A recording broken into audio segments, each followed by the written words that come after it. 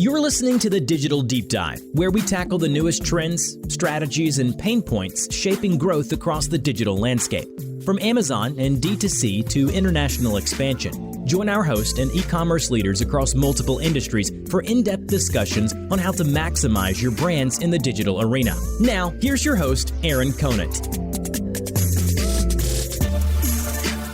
Well, hello and welcome to the Digital Deep Dive podcast. I'm your host, Aaron Conant, co-founder and chief digital strategist at BWG Connect. I have the privilege of advising over 30 brands a week on digital strategy and partner selection. And it's from these conversations that we come up with the real-time topics for this podcast. Thank you for joining us. And now let's jump into the topic for today. Well, I'd like to welcome back the guest to the podcast today, Michael Zakkour. We got into a really, I'd say, in-depth discussion the last episode that we had to kind of parse this into two parts. And that's because we had a lot of conversation around the new retail, what it looks like, e-commerce, digital commerce, the way people are consuming. And this brought up the idea of the Metaverse in NFTs.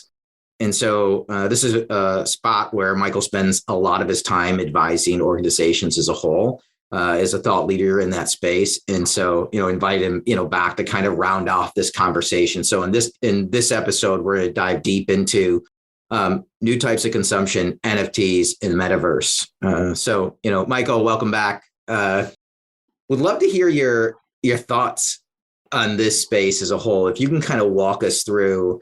I know a lot of time you spend your time, advising organizations on it, but there's a ton of questions around what is the Metaverse? When is it going to hit? What does it look like? How do I prep for it? NFT, should I have NFT? Should I not?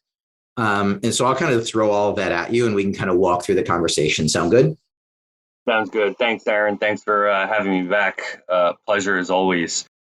Yeah, we spent the last conversation talking a lot about unified commerce and the new retail model, which is really coming to dominate the retail and consumption back end as well as front end and how consumers experience. But there are some fundamental issues, especially when it comes to e-commerce that people are experiencing today, which is, for the most part, with some notable exceptions, some of the big luxury companies, Nike, Apple, they create a shopping experience for you online. But by and large, e-commerce has been relegated to an algorithm-driven buying experience. All of the fun, all of the social interaction, all the things that make being in a store great, right? The lights, the sound, the atmosphere, the store clerks, all those things that make shopping fun and social, have been really eliminated in most e-commerce shopping experiences. And in some way that carries over to, the idea that I think we've hit a plateau of advancement in Web 2.0. Everything is, really with with the exception of, download speed times and, improved quality.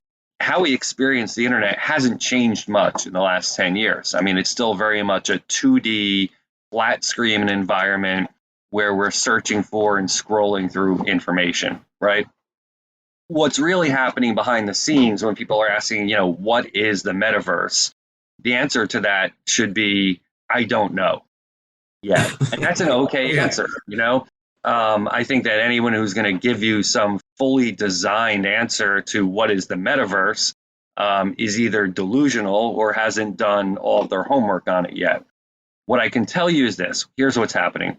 There are thousands of companies, if not tens of thousands of companies and individuals around the world who are working on the technologies that will fundamentally alter the way we experience our digital lives today, who are working to fundamentally alter the relationship between our digital lives and our analog lives, who are working to fundamentally alter the way we shop, entertain ourselves, and experience social interaction on the internet, right? And so the Metaverse, if you think about, is at some point, there are going to be several new universes created.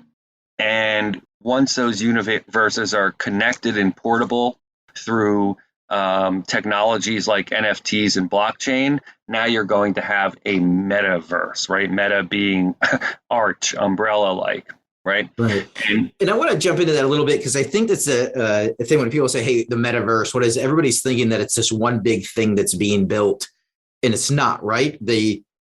Amazon could have its own little kind of, you're defining it, its own universe, Google, Apple, Alibaba, whoever it might be. Heck, the San Diego Zoo could have their own universe, right?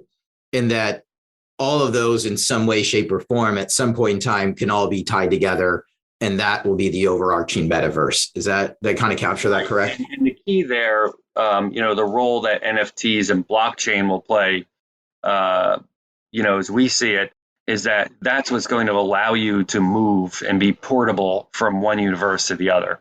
Because if these are closed systems, if they're walled gardens in these universes, what are we doing? We're just going back to the days of AOL and Prodigy and CompuServe, right? Standalone, walled garden communities. The idea is, how does it all get interconnected? But what's being worked on, at least from a user experience, is how to take this 2D flat approach to our digital lives and add augmented reality, extended reality, virtual reality, 3D environment, more experiential. That's really what this is. So the metaverse is a concept. It's not a thing. It's a concept. And that concept is to build a more interactive 3D, realistic twinning of life sort of environment for our digital lives that is being powered by the technologies and the people who are working on Web3 and NFTs and blockchain. That's what it is. Then on the back end, it's got to be monetizable, right? Is this blending of, we talk about consumption, right?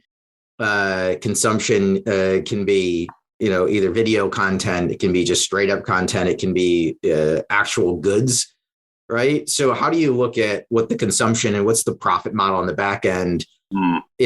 Obviously it's going to be some form of advertising as well. But we'd love to hear your thoughts around that. And then, NFTs as a whole, you hear about all these brands launching, different NFTs, and hey, this idea that, if you buy this NFT, it's going to increase in value over time. Would love to hear, kind of your thoughts around consumption, what it's going to look like, monetization on the back end, what it's going to look like, and then, NFTs, like we should be thinking about an NFT right now. Okay, so kind of have to think about what's developing in two different ways. There is the infrastructure build, right?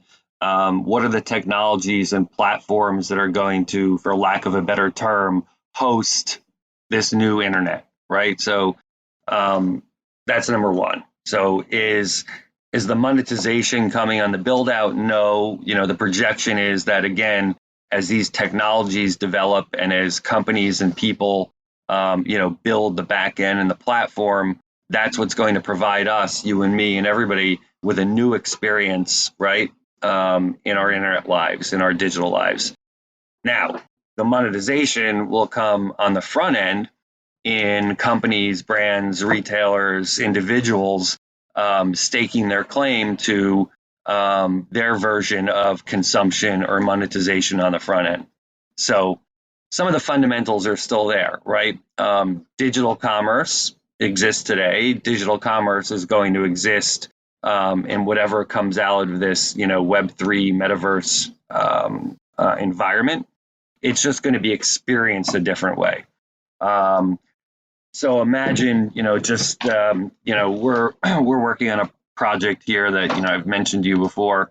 We're actually engaged with a partner company in Toronto to build something called The Mall. And it's going to be a 100-story 3D metaverse mall. And brands, retailers, CPGs, tech companies, airlines, hotel chains can all buy or lease from 5,000 square feet to 100,000 square feet. Each floor, this 100 floors, is 100,000 square feet. Okay, so where does the monetization come in? It's really a sandbox to play in for these brands and retailers and others, where they can actually sell their goods in an e-commerce fashion. They can make it exclusive for NFT exchanges and purchases.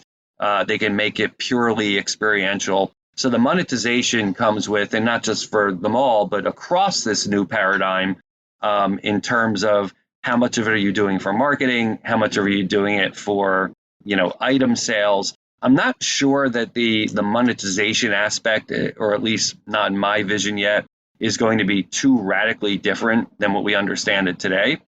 Although the hope would be that with this new experience and a more interconnectedness, the cost of consumer acquisition and logistics will somehow go down. I'm not sure how that plays out yet. But, the fundamental question I think that you're getting at is, what is going to be fundamentally different from an economic point of view or a monetization point of view between Web 2.0 and this future state we're talking about? And I think that's largely going to come down to how is this back end built? And then how are brands, retailers, and whoever is using these environments choose to use them? Marketing, sales, a combination of both. I love the comment around the small of the metaverse, I guess, that it's a sandbox, right? That this isn't a huge investment, that people have to be thinking about as rapidly as everything's changing in this space, almost as an R&D budget, right? What are you exploring in this space? And you may or may not get a return on it, like all R&D, right? But you can't afford not to be looking at this space at this point in time, right? It's not all of a sudden going to get turned off. It's not going away. There's too many companies that have, obviously Meta for one, who've just gone all in on it. It's going to work out. I mean, Amazon, Google, they're all working on it. Apple, they're all working on the back end. So it's almost this place where, like right now, before everything takes off, you can go in there and be that leader that just plays around in it to say, hey, is it an NFT store? Is it just a customer experience store? Is it just an advertising avenue? And then how do people interact with you and your brand in this virtual space? Couldn't have put it any better. That's really the heart of it, the essence of it. It's a space, and other spaces similar or a place, and you can look at it from, the R&D budget. You can look at it from a marketing budget. You can look at it from a digital commerce transformation budget. I mean, there's an opportunity here for enterprises to go in and play around here, or individual brands within that larger organization, or just, so it's all right there. But the key is, it's the place where you can right now affordably test and learn and build, because right, this is requiring, somewhat paradoxically, companies need to think about moving fast, but they also have to realize that as fast as they want to move, this new world is going to be somewhat slow to develop, right? We're probably going to have to check in somewhere in 3 to 4 years to really get a sense of what has been built from a metaverse point of view. But what you can do is, if you look at, I'll give you some examples. Like Ralph Lauren went into Roblox and created a virtual line of Ralph Lauren clothing that players in Roblox can outfit their avatars in. Wow, that's marketing, that's sales, that's brand identity. And oh, by the way, at $150 per virtual sweater, you're producing revenue as well. Okay. So we could also look at a company like Gucci. Gucci's built the Gucci Garden. It's a, virtual space where, luxury aficionados can go in and hang out and sort of associate themselves with, the European high life and being part of the Gucci experience. Just so, again, this is not something that's, we'll have to wait a year to figure out how to get involved in this. These spaces exist. And the one I was talking about that we're building is just one more of these spaces. But brands and retailers can, think about, how do I create my own space, or how do I participate in the spaces that others are building? So, yeah, it's really about getting in, testing and learning, and just do it. Just do it. And so you're early in. So as this thing develops, you're not playing catch up in 3 years. You've been there on the ride and helped shaping it from the beginning. Yeah. So, in this idea of NFTs, then, Can you walk us through the NFT, how people are looking at them today? How many brands should be creating NFTs? Like, just in your experience, and is this something that you're helping people create, or we'd love to hear more on the NFTs? Sure. I think it's helpful to kind of take a step back and say, well, there's kind of two paradigms for NFTs, right? The original paradigm was around building pieces of art. We've all seen the headlines. Artist in England creates NFT and sells it for $75 million.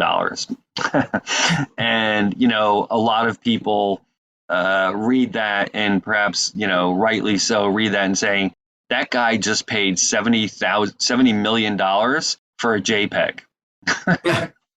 Right? I mean, that's the, wow, he just paid millions of dollars for a JPEG. What's the story here? And there are also, from a realistic point of view, we got to be honest that in the NFT world, there is a lot of scamming. There's a lot of pump and dump sort of scenes there a little bit. And there are people who are taking advantage of others from an NFT point of view in terms of, hey, they just want to buy something for $10,000, sell it to the next guy for $30,000. The next guy sells it for $60,000.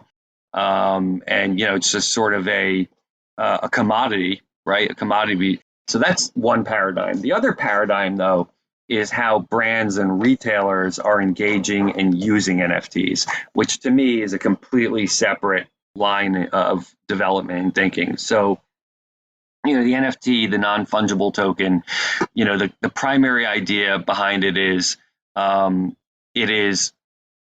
of a kind. It is proof of ownership through blockchain ledger. You own it. It's all documented. Okay. And yes, perhaps it could be part of a resale, right? So you buy a pair of Nike sneakers, you get a Nike Air Jordan NFT. There's only 1,000 of them made. You've got one of them. And guess what? Is there a resale market for sneakerheads? Yes. That pair you bought for $300 in 2 years is worth $10,000 on the secondary market. Well, the idea could rightly apply to the NFT, which is that NFT that you got for free with those sneakers could be worth $5,000 in 2 years, right? So it's a way of marketing, branding. It's bringing your audience into more interaction with who you are and what your brand is.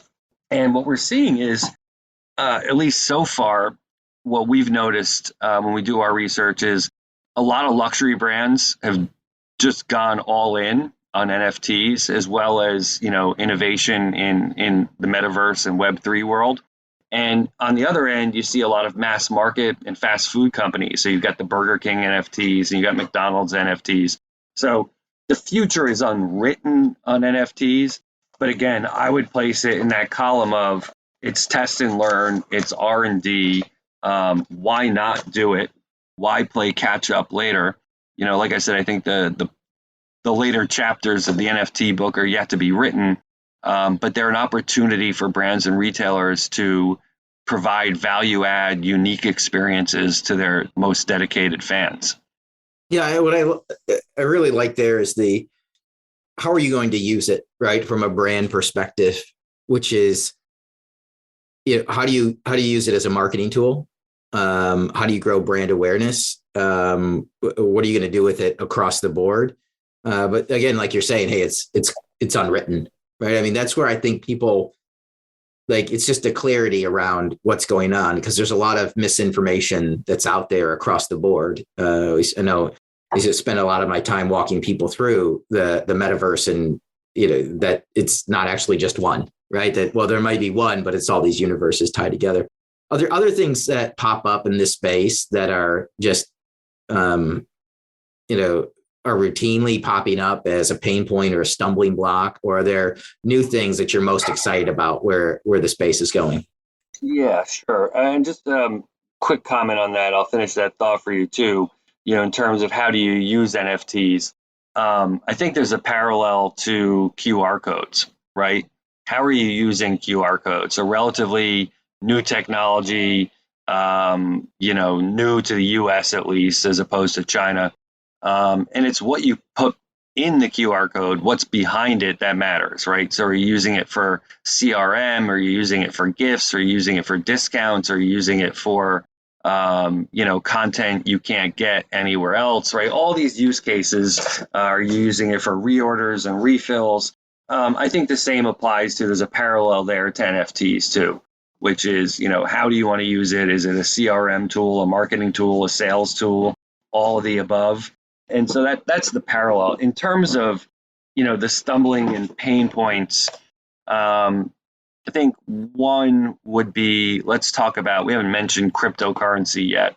So if you look at the big four, right, the big four developments that are being worked on to fundamentally change our lives, but certainly our digital lives, being, Metaverse, Web 3.0, NFTs, and cryptocurrencies, for a lot of this to work, we have to see a much faster adoption rate by the average person. Okay, so the Metaverse doesn't, and Web3 don't necessarily need an adoption rate for consumers, but cryptocurrencies do. I was in a meta call last night, and one of the things we talked about is we all sit here, people who are in the industry, in digital, in retail, and we're having these conversations that, frankly, 90% of the population isn't even having this conversation yet, right? Nobody sits down at the kitchen table over dinner with their families and starts talking about NFTs and Web3. And so, even with crypto, you have to download a digital wallet, then you have to sync it here, and then you have to protect it that way, right? There's a lot of friction in getting people to adopt cryptocurrencies. I think the same applies with NFTs and brands. There's friction between their dream of doing it and just doing it, although it's not quite as obstacle laden as cryptocurrency is. So I think, from a brand and retail perspective, education, understanding, and really, kind of making the commitment to slotting this in as part of the overall corporate or brand strategy. Yeah. Awesome. Are there, as we kind of get to the point where we'll wrap up this episode, and 100% going to have you back, Michael, multiple times over the next year as we roll more and more of these out. What are the things you're most excited about? And, and where can people reach out to you to connect with you after the call? Yeah, I think, what I'm most excited about, at least, as it pertains to today's conversation, is how rapidly retailers and brands, a lot of them have dove into this space, right? Sure, there's still a huge runway, but for an idea that's relatively new, and for a term, Metaverse, that only entered the general lexicon of the layperson a year ago, whether it's, what I was talking about here with, the Gucci Garden or Roblox and Ralph Lauren, these others, there has been a fairly aggressive push by forward-thinking companies. And I think what's really exciting is that this entire scenario of Metaverse, Web3, blockchain, crypto, I think it's going to manifest itself first in retail, right? And so we've been talking so much about this retail renaissance, and retail is everywhere. I think this is going to push all of it to the next level very, very quickly. Listen, to be honest with you, 4 years ago in China, I put on a VR headset and I was able to walk Macy's 34th Street entire store in video fashion and shop, right? So behind the scenes, this stuff has been worked on for a long time. And I think in the next year or so, you're going to really see this change our relationship with shopping and consumption. So I'm really excited about that. If anybody wants to get in touch with me and talk offline or explore these ideas further, they can reach me at michael@5newdigital.com. That's michael@5newdigital.com. They can follow me on Twitter. They can follow me on LinkedIn. They can check out our website at 5newdigital.com. And of course, you'll always find me hanging in the hallways at BWG. I love it, Michael. Thanks for being so open to sharing all your insights today.